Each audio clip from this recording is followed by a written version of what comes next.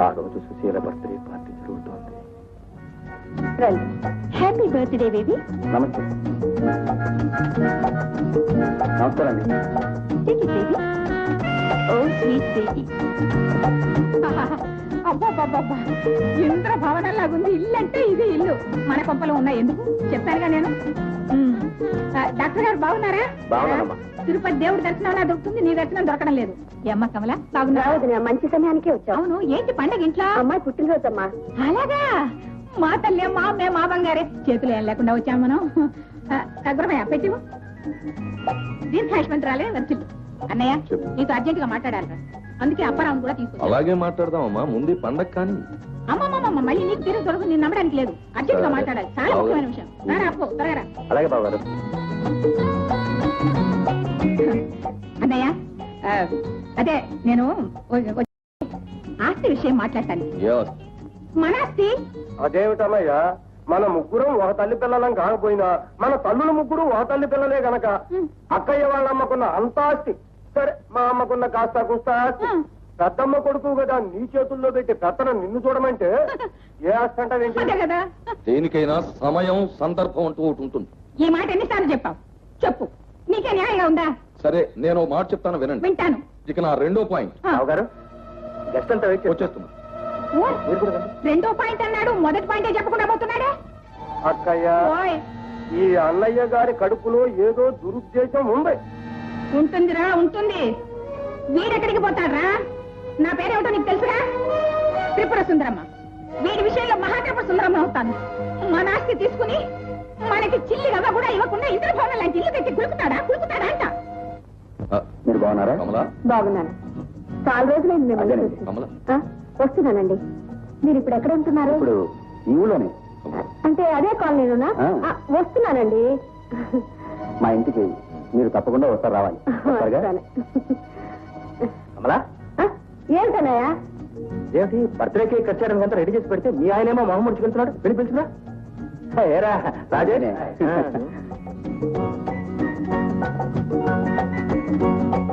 ఏమండి, గెస్టులందరినీ వదిలిపెట్టి మీరు పైకి వచ్చారేమిటి? నేనెందుకు? పార్టీ నడిపించడానికి, గెస్టులు నవ్వులతో ఎంటర్టైన్ చేయడానికి నువ్వు నవ్వుగా. ఏమిటండి మీరు అనేది? ఏ ఉంటుందమ్మా, పరాయి మగ వాళ్లతో నీ ఇకైకలు పకపకలు చూసి బంధువుల మాకే ఒళ్ళు మండుతుంటే కట్టుకున్న మగుడు పాపం ఎట్టా ఉంటుంది? ఏమిటయ్యా మాట్లాడేది? అసలు రాజేష్ పార్టీకి ఎందుకు పిలిచినట్టు? నన్ను ఇన్సల్ట్ చేయడానికేగా. అదేమిటి బాబు గారు, రాజేష్ మాతో చిన్నప్పటి నుంచి ఒకటిగా పెరిగినవాడు. పైగా ఇంటికి వచ్చిన అతిథులతో కాస్త నవ్వుతూ మాట్లాడితే తప్ప? దామోదరం, మాది కట్టుబాట్లతో పెరిగిన సాంప్రదాయమైన కుటుంబం. మా ఇళ్లలో ఆడవాళ్ళు నలుగురిలో తలెత్తుకు తిరగడానికే సిగ్గుపడతారు. మరి ఈ ఇంట్లో అదేమిటో? మా ఇంట్లో ఆడవాళ్ళకి 10 మందిలో తలంతుకు తిరగాల్సిన కర్మ ఇంతవరకు పట్టలేదు. బావగారు, మా కమల కాలేజీలో చదువుకున్న పిల్ల, సంస్కారం కలదు. కానీ మీ కమల చిరునవ్వులు కన్నీళ్లు నాకే పరిమితం కావాలి. 10 మందిలోనూ సిగ్గు విడిచి నవ్వులు విరజిమ్మే మీ కమల చదువు, సంస్కారం, నాగరికత నాకే నచ్చుబాటు కావు. ఏమండి, నన్ను మీరు అపార్థం చేసుకుంటున్నారు. కాదు, పూర్తిగా అర్థం చేసుకునే మాట్లాడుతున్నాను. కూరంతలు కొండంతలు చేయటం ఏం బాగోలేదు. నా మాట వినండి బావగారు. బావగారు, స్త్రీకి కూడా పురుషుడితో పాటు స్వేచ్ఛా స్వాతంత్రాలు ఉండాలనే ఆదర్శంతో మా నాన్నగారు కమలను పెంచారు. ఇప్పుడు ఈ కమల మీ నాన్నగారు కూతురు కాదు, ఈ కనకారావు భార్య. పైగా స్త్రీకి స్వేచ్ఛా స్వాతంత్రాలు ఉండడం అనర్థమని ఆది నుంచి నేను నమ్ముతున్నాను. ఇక నా రెండో పాయింట్, ఇదే విషయం కమలతో 1,00,000 సార్లు చెప్పాను, అయినా లక్ష్య పెట్టలేదు. ఏమండి, తెలిసి నేనే తప్పు చేయలేదు. తెలియక మీ మనసు నొప్పించంటే నన్ను క్షమించండి. భార్యాభర్తల మధ్య అభిప్రాయ భేదాలు వచ్చాక ఇక ఆ సంసారంలో కల్లోలమే తప్ప మనశ్శాంతి ఉండదు. బావగారు, క్షమించమనంత ప్రాధాయపట్టు కూర్చోవడం బాగలేదు. దీనికి పర్యవసానం ఏమిటి? కోర్టులో చెప్తారు. వాది ప్రతివాదులైన కలువకొలను కనకారావు, సదరు వాది ధర్మపత్ని అయిన కమలమ్మ మనస్పర్ధల కారణంగా 2 సంవత్సరాలు విడిపోయి ఉండటం వల్లను వాది ప్రతివాదులు అంగీకరించడం చేతను సదరు విడాకులను ఆమోదించడం జరిగింది.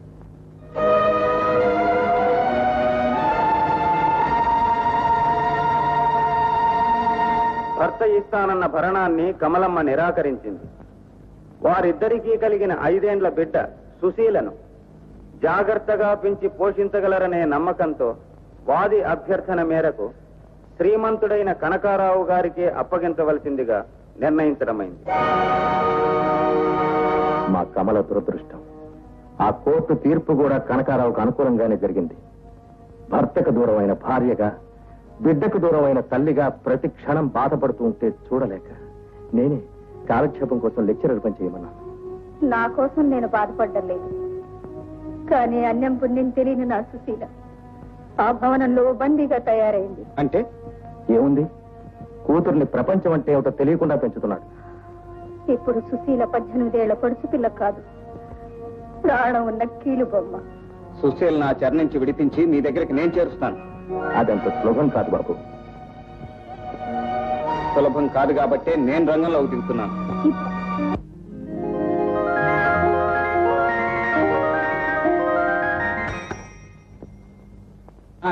నక్కా రామారావు రమ్మని చెప్పు. అలాగేనే. నువ్వు ఇలా పిలుస్తావని తలుపు దగ్గర ఓ చెవు పెట్టే ఉంచుతాను బావగారు. నక్క బావగారు అని పిలవడానికి ఇది మీ అక్క బాలాకుమార్ ఇల్లేం కాదు. ఇక నా రెండో పాయింట్, 10 రోజుల క్రితం మనం పంపించిన సరుకు ఇంకా గూడ్స్ షెడ్ లోనే ఉండిపోయిందట. ఏం చెయ్యను సార్, సరుకు నింపడానికి వ్యాగన్లు లేవని, వ్యాగన్లు లాగటానికి ఇంజిన్ లేదని, అసలు రైలు నడవటానికి పట్టాలే లేవని ఇలా చెప్పిన కారణం చెప్పకుండా ప్రతిరోజు తిప్పుతూనే ఉన్నారు నన్ను.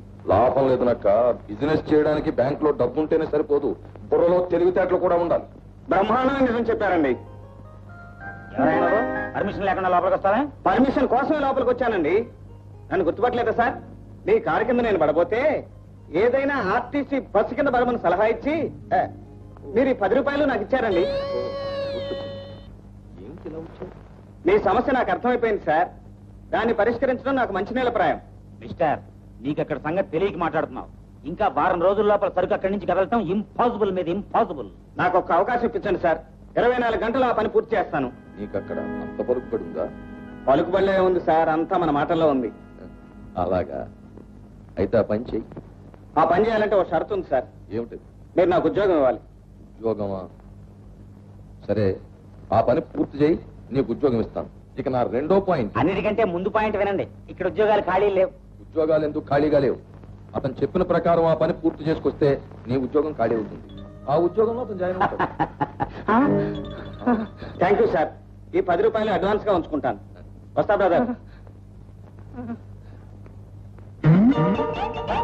సూర్యం, గూడ్స్ వేగంలో సంపాదించడం అంత తేలిక కాదయ్యా. నువ్వెందుకు ఇచ్చావు అతనికి హామీ? ఉద్యోగం కోసం, ఆ తర్వాత మన కార్యసాధన కోసం. ఇక హామీ అంటారా? మీరున్నారుగా. మొత్తానికి అసాధ్యుడు ఎవరు? సరే, ప్రయత్నం చేద్దాం.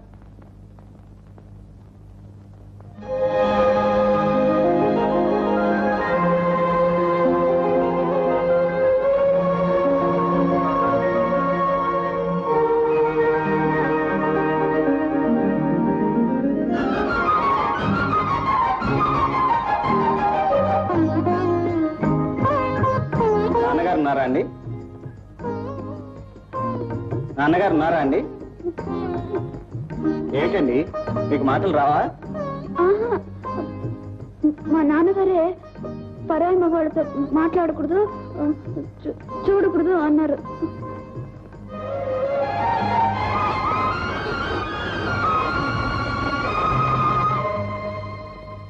Good morning sir.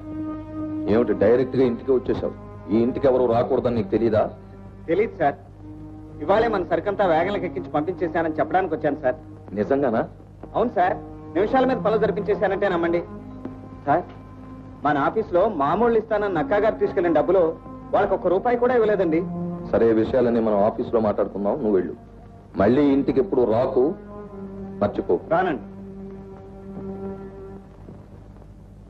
చూడమ్మా, నువ్వు తలకాయ ఉంచుకోవాల్సింది పరాయి పురుషుల దగ్గర, నా దగ్గర కాదు. నాన్న, మరి సినిమా అంటే ఏంటి నాన్న?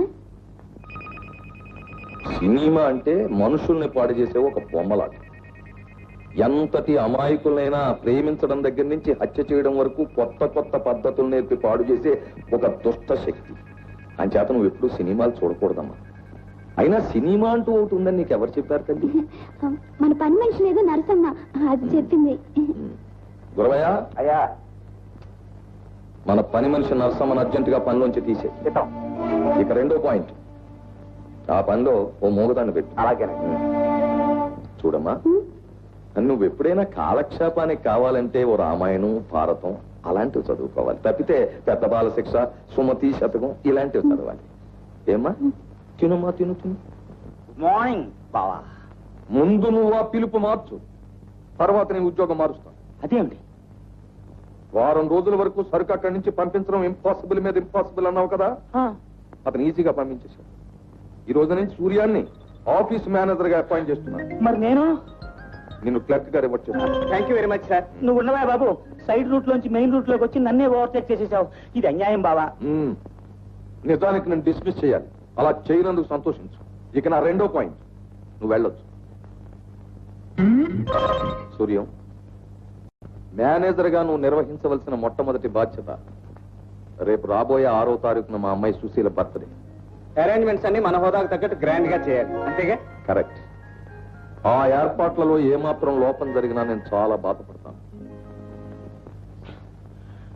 నాకింత భారీ ఎత్తున అన్యాయం జరిగిపోతుంది అనుకోలేదక్క. చెట్టంత అక్కవి నువ్వు ఉండి కూడా నేను ఇలా ఎండిపోతాను అనుకోలేదు. ఊరుకో తమ్ముడు, నేను మీ బావగారికి చెప్పి నీ ఉద్యోగం నీకు ఇప్పిస్తానుగా. ఏమి ఇప్పిస్తావో ఏం చెప్తావో.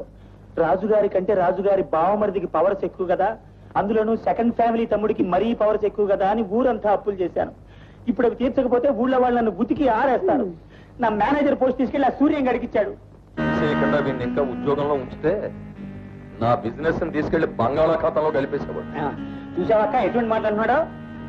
ఏమిటండి మీరు ఏదో చంటి వెధవ చిన్న తప్పు చేశాడని చిన్న ఉద్యోగంలో పెట్టడం ఏం బాగుంటుంది చెప్పండి. నువ్వెన్ని చెప్పినా సరే వీడికి పెద్ద ఉద్యోగం చేసే యోగ్యత లేదు. అంతేనంటావా? అంతే. పార్వతిని పోగొట్టుకున్న దేవదాసు కంటే ఉద్యోగం పోగొట్టుకున్న నా మనసు బాధతో కుతకుతలాడిపోతోంది. ఈ మంట తలాటానికి ఒక పెద్ద మందన్నాయి. నాతో కలిసి తాగే అర్హత కోల్పోయావురా. ఏంటి నాకు అర్థం కావట్లేదు. ఉద్యోగం తీసేసి మందులో వాటా మానేసి నన్ను మంత్రదండం లేని మాయలు పకీరం చేస్తావా? తమ్ముడు నువ్వు వెళ్ళు, నేను మాట్లాడతానుగా, వెళ్ళు.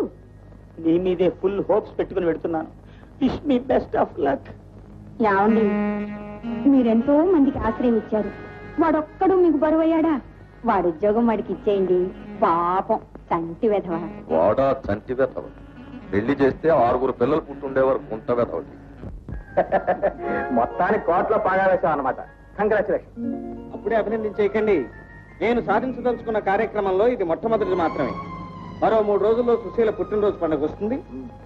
ఆ పార్టీకి అత్తయ్య గారు రావటం, సుశీలను దగ్గరగా చూసుకోవటం, వీలైతే మాట్లాడటం మా రెండవ కార్యక్రమంగా నిర్వహింపబడుతుంది. అదేలా వీలవుతుంది బాబు? మీరే చూస్తారుగా, ముందే చెప్తే సస్పెన్స్ పోతుంది. Nice to see you. Guravayya, అయ్యా, సూర్యం ఎక్కడ కనిపించడే? ఇప్పటిదాకా ఇక్కడే ఉండాలి బాబు. అదిగో వస్తున్నారు బాబు.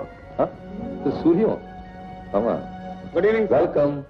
ఈమె ఈవిడ నూర్జహాన్ బేగం అని మా ఫ్రెండ్ అంజద్ ఖాన్ చెల్లెలు. మా ఇంటి పక్కనే ఉంటుంది. పార్టీ చూస్తానని సరదా పడితే తీసుకొచ్చాను. రండి. పిలిచిన వాళ్ళంతా వచ్చినట్టే కదా. ఆల్ రైట్, పార్టీ ప్రారంభిద్దాం. డియర్ ఫ్రెండ్స్, మా ఆహ్వానాన్ని మన్నించి మీరంతా ఈ పార్టీకి వచ్చినందుకు మా బాస్ తరఫున మీ అందరికీ నా కృతజ్ఞతలు తెలుపుకుంటున్నాను. ఇప్పుడు మీ ఆశీర్వాదాలు అందుకోవడానికి కుమారి సుశీలాదేవి గారు విచ్చేస్తున్నారు.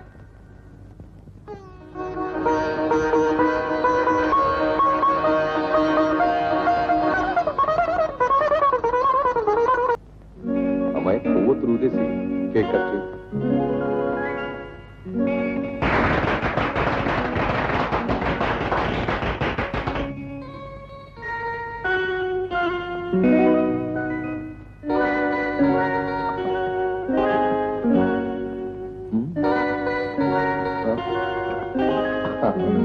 సుశీల గారు ఓ పాట పాడాలి.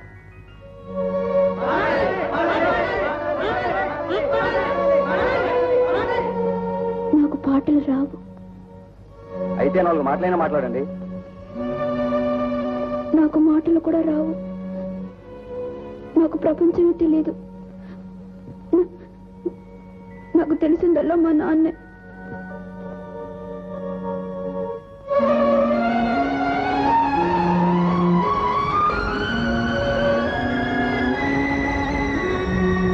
అమ్మాయి గురించి మీరేం వరే అవ్వకండి సార్.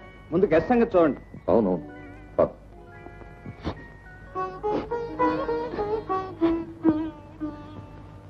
సుశీల,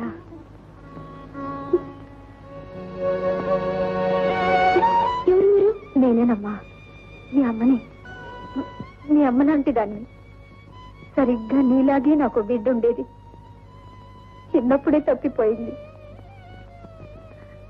నిన్ను చూస్తుంటే ఆ అమ్మాయి గుర్తుకొస్తుంది. సుశీల,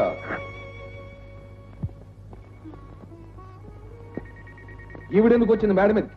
ఈవిడికి చిన్నప్పుడే కూతురు తప్పిపోయిందటండి. పాపం మీ అమ్మాయిని చూస్తుంటే ఆ తప్పిపోయిన కూతురు గుర్తుకొచ్చిందట. నువ్వు వెళ్ళి పని చూసుకో. మా సుశీల ఏడుస్తున్నావు. ఊరుకో.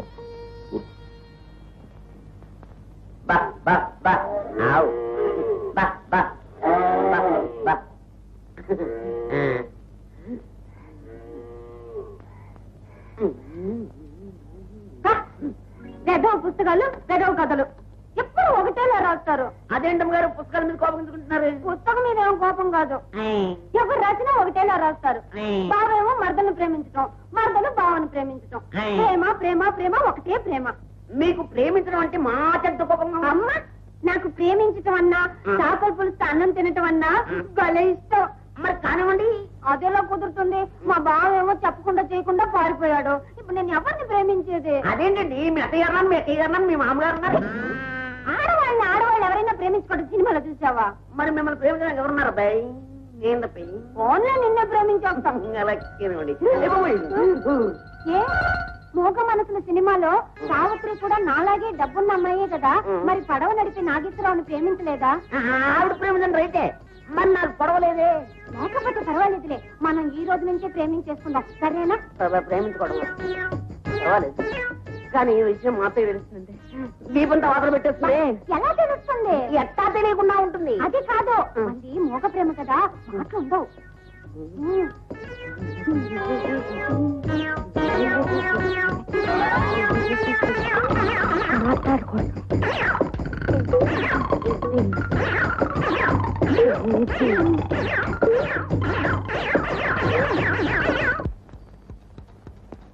Good morning sir. Good morning mister. Manners అంటే ఏమిటో తెలుసా నీకు? ఉట్టి మేనర్స్ ఏం కర్మ, డాక్టర్స్, లాయర్స్, నర్సులు అందరూ తెలుసు నాకు. పై అధికారులను గౌరవించడం నేర్చుకో. అంటే మీకు దండం పెట్టలేదనేగా? ఒకళ్ళ చేత దండం పెట్టించుకోవడమే గానీ పెట్టడం నాకు చేత కాదు. చేత కాకపోతే నేర్చుకో, లేకపోతే నేను నేర్పించాల్సి వస్తుంది. అయినా ఆఫీస్లో ఏమిటి పేపర్లు చదవటం? లోక్సభలో ఉద్యోగాలు ఏమన్నా ఖాళీగా ఉన్నాయేమో అని వెతుకుతున్నాను తప్ప. అవన్నీ ఇంటికి వెళ్ళిన తర్వాత వెతుక్కో. ఆఫీస్లో ఆఫీస్ పనే చేయాలి. Mind your business. నక్క, నీ పేరుని సార్థకం చేసుకోవటానికి ఏదో మాస్టర్ ప్లాన్ వెయ్యకపోతే నీ పొజిషన్కి చాలా ప్రమాదం వచ్చేట్టుంది. సూర్యో, పార్టీ బాగా అరేంజ్ చేసావయ్యా. గెస్ట్ అంతా చాలా సంతోషించారు. ఇక రెండో పాయింట్, ఆ అమ్మాయి సుశీల గురించి ఏమనుకుంటున్నారో విన్నావా? విన్నానండి. ప్రతి గెస్ట్ దగ్గరికి స్వయంగా వెళ్లి వాళ్ళ అభిప్రాయాలన్నీ సేకరించాను. వాళ్ళు ఏమనుకుంటున్నారో మూడే మూడు ముక్కల్లో చెప్పు. అమ్మాయి నిజంగా అప్సరస్ అండి. ఇది మొదటి ముక్క. అమ్మాయి గారిని మీరు మిలిటరీ డిసిప్లిన్ తో పెంచారు. ఇది రెండో ముక్క.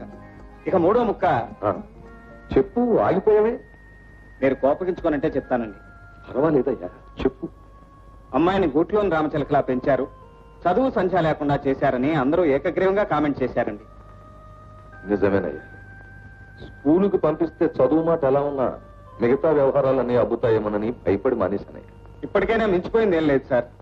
ఈ రోజు నుంచైనా ఇంట్లో వచ్చి చదివించవచ్చుగా. నేను అదే అనుకుంటున్నాను. సరే, నా రెండో పాయింట్, నువ్వే ఓ మాస్టర్ ఏర్పాటు చేయి.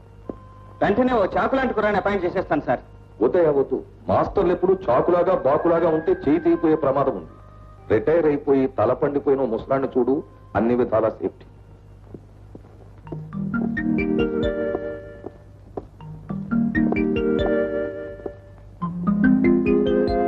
Good morning sir. మీరు నన్ను మీ సూర్యం పంపించినారు. I'm a lecturer of women's college. అలా కూర్చోండి. మీ పేరేమిటన్నారు?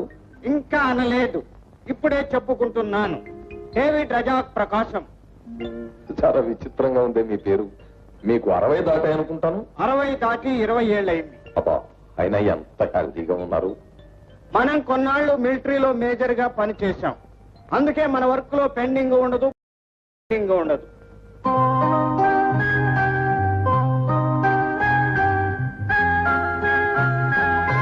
చూడమా, మాస్టర్ గారు వచ్చారు. ఈ వేళ నుంచి నీకు ఇంగ్లీష్ చెప్తారు. దండం పెట్టు, దండం పెట్టు. మీ అమ్మాయి నాకు చాలా బాగా నచ్చింది. అదేమిటి? అదే మీ అమ్మాయి వినయ విధేయతలు నాకు చాలా బాగా నచ్చాయి. ఈ రోజే పాఠాలు ప్రారంభిస్తాను. అలాగే కానివ్వండి. ఏమా, జాగ్రత్తగా నేర్చుకోవాలి. నాకు అవతల పని ఉంది, బయటకు వెళ్ళి వస్తాను. ఇలా రా, కూర్చో. పర్వాలేదు, కూర్చో. ఒక్కసారి ఇలా చూడు. చూడమంటుంటే పరాయి వాళ్ళని చూడకూడదని మా నాన్నగారే అన్నారు. నేను పరాయివాణ్ణి కాదుగా, నేను మేస్టార్ని. నన్ను చూడొచ్చు. చూడు.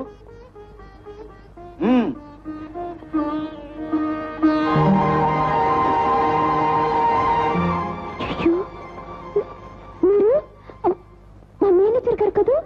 అవును సుశీల, ఉద్యోగానికి మేనేజర్ని, కానీ వరుసకు నీకు బావని. బావా? అవును, బావని. ఆ కాశీ మజిలీ కథంతా తర్వాత చెప్తాను గాని నీకు దూరమైన మీ అమ్మను నిన్ను కలపటానికే ఈ వేషం వేశాను. ఏమిటి? మా అమ్మ బ్రతికే ఉందా? మరి మా నాన్న చచ్చిపోయిందని చెప్పారు. అదంతా అబద్ధం. నీ బర్త్డే